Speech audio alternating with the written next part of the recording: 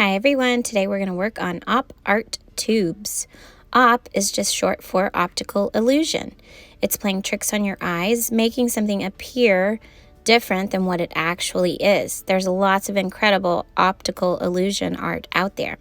You'll need paper or your sketchbook, colored pencils or crayons, a regular pencil, a fine, extra fine tip Sharpie, and possibly a white colored pencil and a bigger eraser.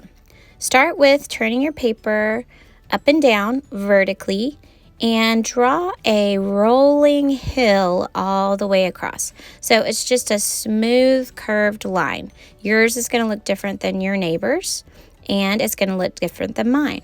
Then pick about 5 points on the line and make little dots along the line. They can be closer together, they can be wider apart. It's up to you. Next, we're going to connect those dots with curved lines. You're going from one dot to the other. I would encourage you to use some space between the curved line and your main cross line. So try not to make these loops too tiny because then it will just take forever to shade everything in. That one is a little bit narrow that I just did. So you're going to go back and do the same thing over and over again, connecting back down as close as you can get to the dot. And once you have that, you're going to trace over with Sharpie.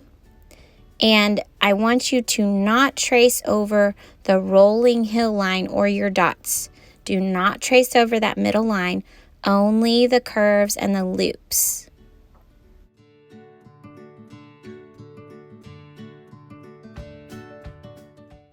Now that you have the hang of it, keep doing this with your Sharpie. Don't use your pencil again because then there will just be so much to erase and trace over. Just use your Sharpie and go for it.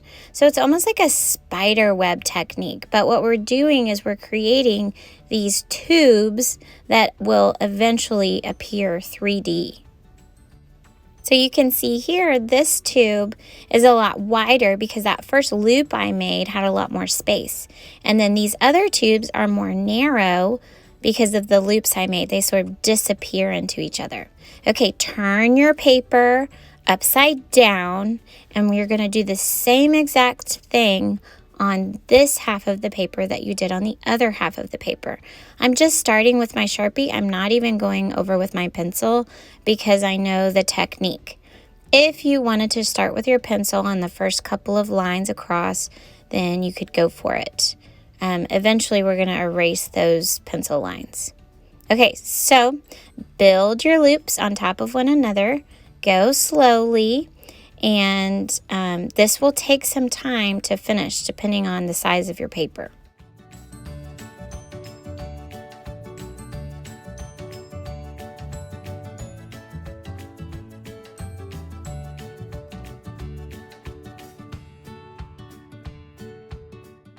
Okay, so now it already looks pretty cool, but we're going to add some color. I want you to choose colors that you like, or you could choose contrasting or different colors.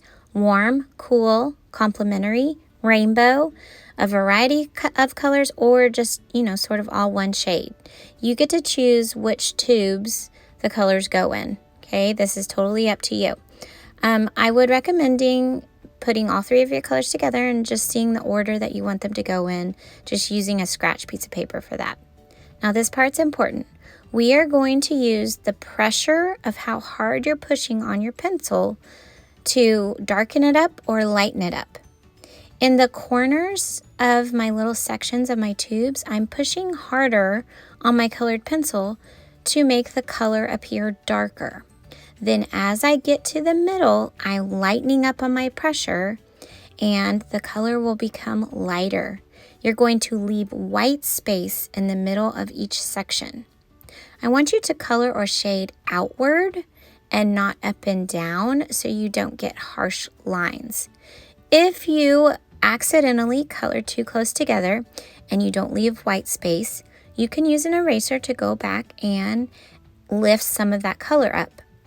You could even use a white colored pencil to try and lighten it up. I like to use my finger to kind of blend and melt the color together.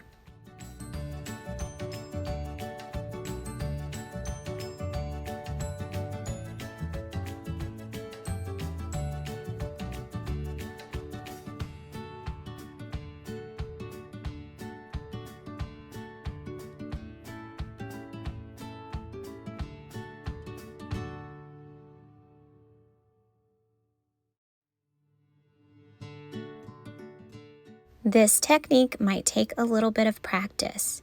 You could even use a scratch piece of paper and try and do your shading that way to see if you can get a variation of light and dark colors or shades or tints with your colored pencil. You might be able to do this with crayon too. It's the same concept. You're just pushing harder with the crayon, not so hard that it breaks, and then lighter as you are in the center. So when you're leaving that white space, you kind of want to follow the line that it's going along the last section that you colored.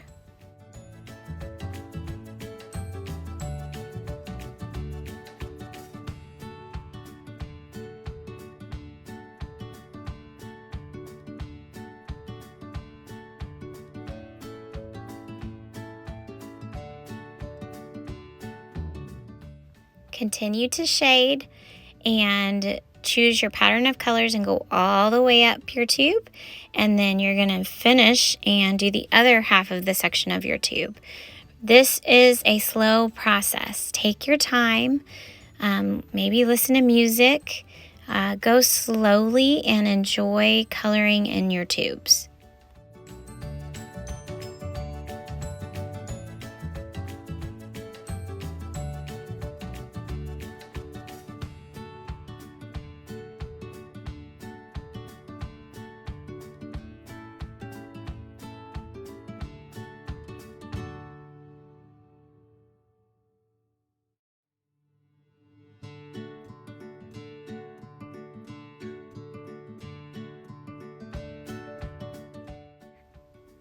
Okay, I'm going to show you a little trick that I like to do as I'm coloring in my tubes. So this is so much color, and sometimes my brain gets confused on which one comes next. So whatever color your pattern you're going to go in, take that colored pencil and make a little mark in each section. So when you move on to that section, your brain automatically knows that that's the color you're using. That way, if you get busy talking or listening to music or just zoning out, your eye will know to grab that color and use that.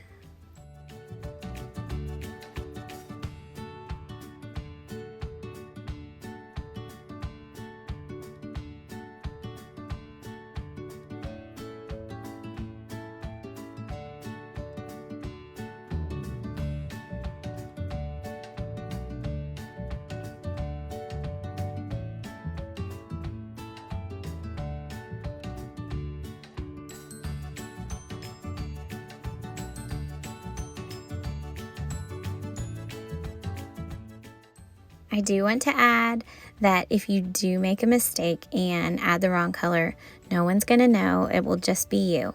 So enjoy this project. Give yourself some grace. Have so much fun adding all of these colors into your op art.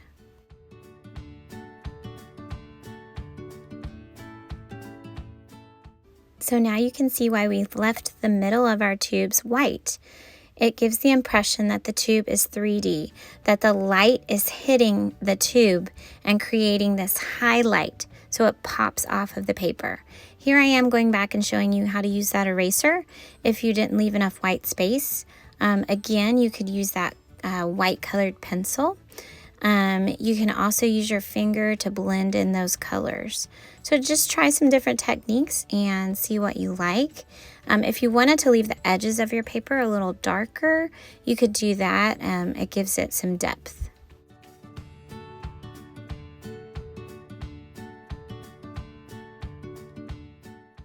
Have fun. This is not meant to be a 1, 2, or even 3-day activity. Enjoy the process of creating beautiful op art.